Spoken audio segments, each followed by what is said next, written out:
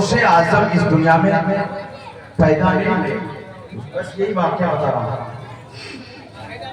اور ان کے والد صاحب کا نام حضرت ابو صالح جنگی دوست۔ خاموش ہو جائے آپ نے، بس یہی واقعہ سن لے۔ ان کے ابا کا نام سن لے، ایسا نہ ہو کہ بھائی بیٹے کا نام سنے ابا کا نام سنائیں،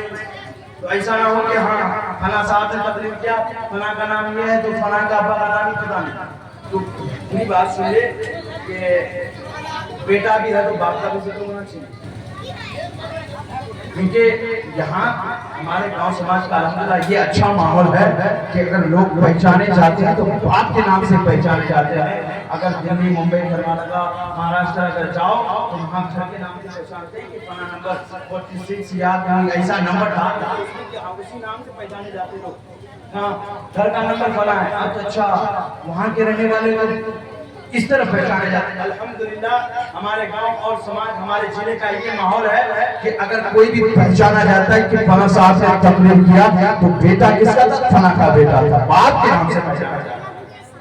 تو بیٹے کے ساتھ ساتھ باپ کا بھی ذکر کیا جائے۔ غوث اعظم ولی تو تھے لیکن ان کے والد صاحب سے بڑے ولی کامل تھے جن کا نام حضرت ابو صالح جنگی دوست ہے۔ بس یہ ایک چھوٹی سی واقعہ میں آپ کے سامنے پیش کرنا چاہتا ہوں۔ غوث اعظم اس دنیا میں تشریف نہیں لائے ہیں، ابھی ان کا وجود ہی نہیں ہے، اور غوث اعظم کے ابا ابو صالح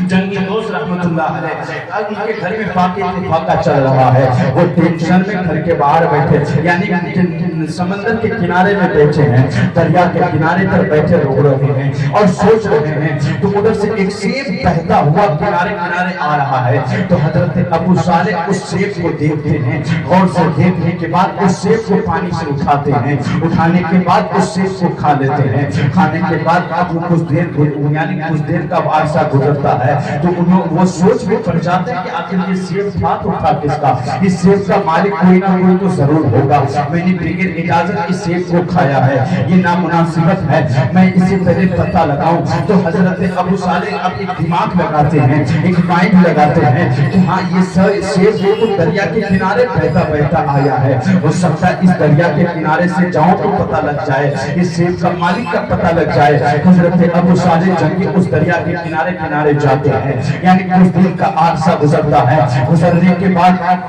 کچھ دن کا عرصہ گزرتا ہے، گزرنے کے بعد دیکھا کہ سمندر کے کنارے ایک سیب کا پیڑ لگا ہوا ہے، اس پیڑ سے سیب گر رہے ہیں، ٹہنی میں سیب سے لگا ہوا ہے، یعنی اتنا سیب ہے کہ وہ پانی پہ یعنی کہ ٹوٹ ٹوٹ کے پانی پہ گر رہا ہے۔ تو حضرت ابو صالح جنگی سمجھ گئے کہ ہاں اسی درخت کا وہ سیب ہے جو میں نے کھایا ہے، تو اس درخت کے قریب جاتا ہے، قریب جانے کے بعد وہاں کے مالی حالات سے پتہ لگاتا ہے کہ اس درخت کا مالک کون ہے، اس کا رکھوالا کون ہے، اس کا پالنہار کون ہے۔ تو حضرت ابو صالح کو پتہ چلتا ہے، اس کا پالنے والا کا پتہ چلتا ہے، تو اس کا نام حضرت عبداللہ سیوطی رحمت اللہ علیہ ہے، جو اس درخت کا مالک ہے، اس درخت کا پرورش کرنے والا ہے، اس درخت کا دیکھ بھال ہے۔ تو حضرت عبداللہ سیوطی رحمت اللہ علیہ کے پاس جاتے ہیں، حضرت ابو صالح فرماتے ہیں حضور یہ گستاخی یہ ہوئی ہم سے کہ میں نے آپ کے سیب کو کھایا بغیر اجازت، لیکن اب اس بات کو غور کیجئے کہ ابو صالح نے سمندر کے کنارے میں کھایا تھا،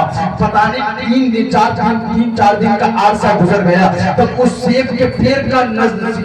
پیڑ کو دیکھا، وہاں جا کے وہ اپنی معافی منگواتے ہیں۔ لیکن آج ہمارے کلچر یہ ہو چکا ہے، ہمارے سماج کا یہ ماحول بگڑتا ہوا نظر آ رہا ہے۔ آج ہم اپنے بچے کو درس دیتے ہیں، اگر کسی آنگن میں جاؤ تو کسی کا اگر کوئی چیز پڑا ہو تو اس کا آنگن سے اس چیز کو اٹھا کے لے کے آؤ۔ آج ہم اپنے بچے کو یہ درس دیتے ہیں، خدا را اپنے بچے کو یہ درس مت دینا، یہ ضروری نہیں ہے کہ اگر آپ کا بچہ نیک صالح ہو تو غوث اعظم جیسے پیدا ہو، یہ تو ممکن ہی نہیں ہے کہ غوث اعظم جیسا بچہ پیدا ہو، یہ ضروری نہیں ہے، لیکن اپنے بچوں کو وہ تربیت کرو تو ایسا تو نہیں ہو سکتا ہے کہ اعلیٰ حضرت جیسا بن سکے، لیکن اعلیٰ حضرت جیسے ان کے قدم کے دھول کے برابر کو بن سکے، وہ تربیت دو۔ اگر بچہ بگڑتا ہے تو ان کا پہلا درس کا، ان کا پہلا کلاس جو ہے وہ ماں باپ ہے. اگر بچہ اگر سدھرتا ہے تو اسی طریقے سے سدھرتا ہے, اگر بچہ بگڑتا ہے تو اسی طریقے سے بگڑتا ہے. جناب یہ مدرسے کے بچے مدرسے میں رہتے ہیں, مدرسے کو بچے کو اتنا ہی تربیت دی جاتی ہے جتنا فرمان مصطفیٰ ہے, اور اتنی ہی تربیت دی اور تاکید کی جاتی ہے جو فرمان مصطفیٰ کے مطابق ہو اور حدیث میں ہو اور قرآن میں ہو, اتنی ہی تعلیم دی جاتی ہے. یہ نہیں کہ اگر ہر چیز سکھائی جائے, مدرسے میں پوری چیز تو سکھائی جاتی ہے, لیکن جو تعلیم اور تربیت جو پہلے گھر میں سبق ملتا ہے لیکن وہ مدرسے میں نہیں ہو پاتی ہے. ہم نے تو گھر میں اپنے بچے کو بدتمیز بنا دیا ہے, ہم نے اپنے بچے کو موبائل پکڑا دیا ہے, اسی سے وہ بدتمیز بن جاتا ہے. بچے کی عمر 8 سال تک نہیں پہنچی ہے کہ بڑے بڑے فون ان کے موبائل میں ان کے ہاتھوں میں دیکھو تو بڑا بڑا استعمال ہو رہا ہے, فری فائر کے ذریعے سے اسے چلایا جا رہا ہے, اور طرح طرح کے گیم جو ہے اسے چلایا جا رہا ہے. تو اگر اس چیز اگر بچے کی تربیت اچھی چاہتے ہو, اللہ کے ولی تو نہیں بن سکتے ہیں, لیکن اگر بچے کو اچھا عالم بنانا چاہتے ہو, بچے کو اگر اچھی تربیت دینا چاہتے ہو تو پہلے اپنے گھر کے درسگاہ کو سدھارو, اپنے آپ اپنے گریبان کو چھانٹ کے دیکھو کہ میں کس طرح چلتا ہوں, میرے بچے کس طرح چلنی چاہیے. لیکن ارے غوث اعظم کی تربیت پر قربان جاؤ, ارے غوث اعظم کی اس تربیت پر قربان جاؤ کہ جب ماں نے اپنے بچے کو کہا کہ بیٹا کسی بھی حالت میں آپ کو جھوٹ نہیں بولنا ہے, تو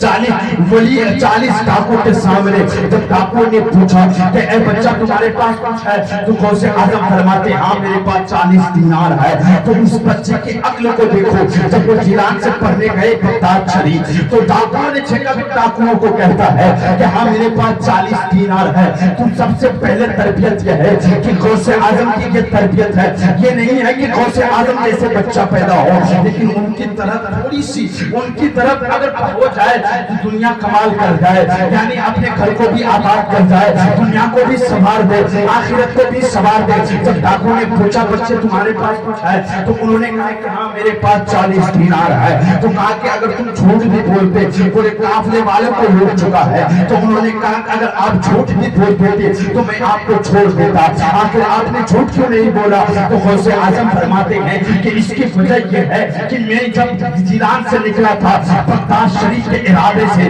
اپنے گھر سے مدرسے کے ارادے سے نکلا تھا, تو میری امی نے کہا کہ بیٹا اگر ایسا موڑ بھی آ جائے, کوئی ایسی تکلیف بھی آ جائے, کوئی ایسی پریشانی بھی آ جائے, تو اس پریشانی میں آپ کو جھوٹ نہیں بولنا ہے, جھوٹ کا سہارا نہیں لینا ہے. تو میں نے اسی چیز کو اپنے ذہن میں بیٹھایا, اور بیٹھانے کے بعد اسی چیز کو لے کے چلتا ہوں ماں کی فرما برداری کرتے ہوئے. تو جتنے بھی ڈاکو تھے 40 ڈاکو نے کہا کہ حضور بات تو بات کی بات ہے, تو سب سے پہلے اپنا دامن آگے کیجئے اور ہمیں ایمان سے وابستہ کیجئے. تو میں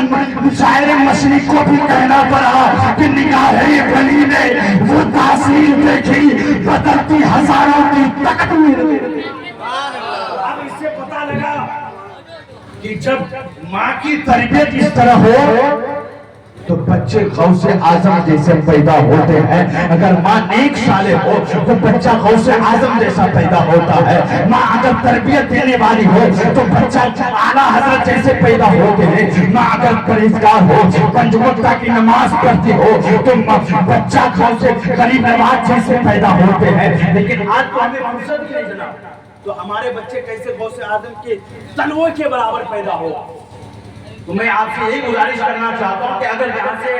گھر جائیں تو آپ لوگ یہ سبق لے کے جائیں کہ خود بھی نماز پڑھے اور اپنے گھر والی اپنی بیوی کو بھی پڑھائے, تاکہ کچھ تو بچے کے اندر اثر پڑے,